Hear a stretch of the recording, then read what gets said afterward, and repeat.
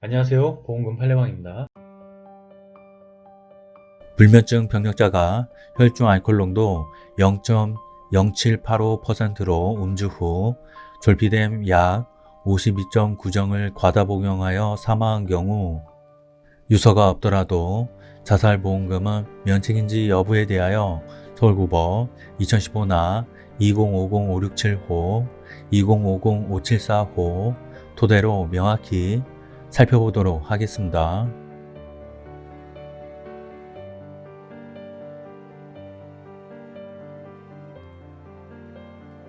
기초사실 망인은 2013년 5월 13일 18시 30분경부터 배우자인 피고 A와 함께 밖에서 술을 마시던 중 먼저 집으로 돌아왔습니다. 피고 A는 2013년 5월 14일 06시 16분경 집으로 돌아왔으나 현관문 잠금장치가 작동되지 않아 현관문을 열 수 없었고 창문을 통하여 집안을 들여다보니 망인이 침대에 누워 있었는데 불러도 대답을 하지 않았습니다. 피고 A는 계란판을 창문 안으로 던지고 나뭇가지로 찔러도 망인이 움직이지 않자 119와 경찰에 신고하였고 잠시 후 119와 경찰이 망인의 집에 도착하였습니다. 이때 망인은 사망한 상태였습니다. 망인의 혈액, 위 내용물 및 오른쪽 손가락에 묻은 굵은 흰색 가루에서 졸피뎀이 검출되었고 망인의 혈액 내 졸피뎀 농도가 6.4mg/L로 측정되었으며 혈중 알코올 농도는 0.0785%로 측정되었습니다. 쟁점에 관한 판단. 쟁점 가, 망인의 자살 여부에 관하여 인정사실 1. 망인의 사인. 국가수는 2014년 5월 15일 망인을 부검한 후 망인의 혈액 및 위 내용물에서 졸피뎀이 검출되었고 혈액에서 검출된 졸피뎀 농도가 치사 농도 범위에 해당하는 점, 망인에게서 그 외에 사인으로 인정할 만한 특이할 손상이나 질병이 보이지 않는 점, 수사기록에 주거지 안방 침대에 누워 사망한 채 발견된 것으로 침대 아래 알약이 발견이라고 기록되어 있는 점 등을 종합하여 망인의 사인을 졸피뎀 과다 복용으로 판단하였습니다.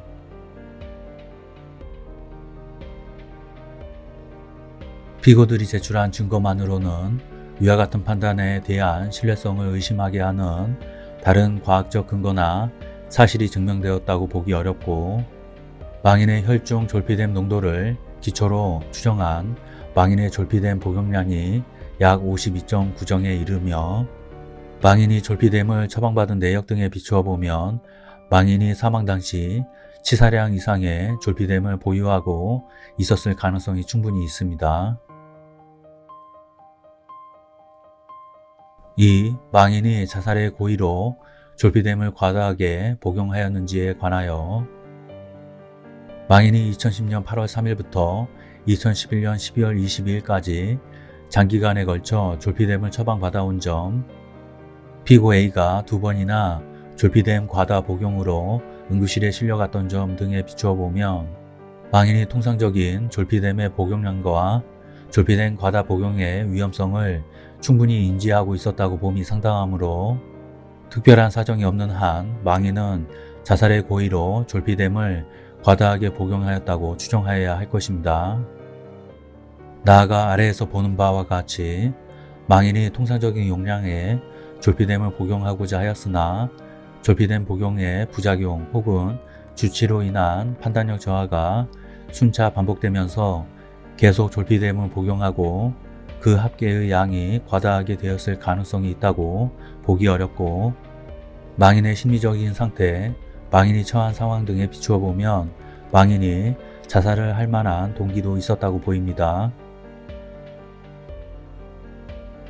피고들은 망인이 유서를 남기지 않은 점, 사망한 채로 발견되었을 때의 모습이 편안히 누운 모습이 아니라 엎드린 모습이었던 점, 2013년 3월 1일 재취업한 점, 14정의 졸피뎀을 다시 포장하여 남겨두고 사망한 점, 외국에서 유학 중이던 망인의 아들 피고 B가 망인이 사망한 상태로 발견된 날 귀국할 예정이었던 점 등에 비추어 보면 망인이 자살한 것으로 볼 수 없다고 주장하나 위와 같은 사정은 망인이 자살하였다는 사실 인정에 방해가 되지 않습니다. 가, 망인이 졸피뎀 복용에 따른 부작용 혹은 주치로 인한 판단력 저하가 순차 반복되면서 계속 졸피뎀을 복용하고 그 합계량이 과다하게 되었을 가능성에 관하여 졸피뎀 복용의 이상 반응으로 선행성 건망증과 복시증이 나타날 수 있는 사실을 인정할 수 있습니다. 그러나 망인이 졸피뎀 복용으로 위와 같은 부작용을 겪고 있었다는 사실을 인정할 증거가 없고 오히려 망인은 2010년 8월 3일부터 2011년 12월 22일까지만 졸피뎀을 처방받았고 그 후 사망할 때까지 약 1년 5개월 동안 졸피뎀을 처방받지 않은 사실을 인정할 수 있습니다. 망인과 피고 A가 2014년 5월 13일 함께 소주 약 4병을 마신 사실을 인정할 수 있고 망인의 혈중 알코올 농도가 0.07855%였으나 위 인정 사실만으로는 망인이 주치로 인한 판단력 저하로 과다한 양의 졸피뎀을 복용하였다고 보기 어렵습니다. 졸피뎀의 통상적인 복용량은 1회 1정이나 망인이 복용하였을 것으로 추정되는 졸피뎀은 약 52.9정으로서 단순히 주치로 인한 판단력 저하로 잘못 복용하였다고 보기 어려운 양입니다. 그 외 망인이 본인의 의사에 반하여 또는 의사에 기하지 않고 과다한 양의 졸피뎀을 복용하게 되었다는 사실을 인정할 증거도 없습니다. 나 망인의 심리적인 상태 등에 관하여 망인은 2009년 5월 23일 아래에서 보는 사고를 당한 후 사망할 때까지 약 4년 동안 우울증을 앓고 있었거나 그렇지 않다고 하더라도 심리적으로 매우 불안정한 상태에 있었던 사실을 인정할 수 있습니다. 망인은 그와 같은 심리적인 불안정한 상태에서 이혼 절차를 진행 중이던 피고 A와 함께 상당한 양의 술을 마셨고 술을 마시던 중 기분이 상하여 먼저 집으로 돌아왔으므로 평소보다 더욱 불안정한 상태가 되었을 것으로 보입니다. 망인은 2009년 5월 23일 사다리에서 추락하여 다리 등을 다쳤고 수술 등 치료와 재활치료를 하였습니다.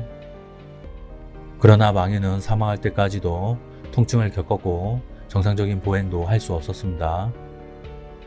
망인은 위 사고 후 일을 하지 못하다가 2013년 3월경 다시 일을 하기 시작하였으나 일을 하는 것이 힘들다고 느끼고 있었습니다.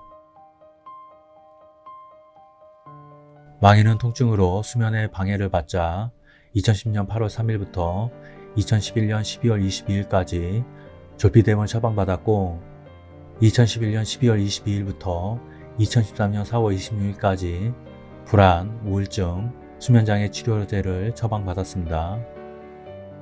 피고 A는 수사기관에서 망인이 위 사고 후 우울증이 생겼고 감정의 기복이 심하였다고 진술하였습니다.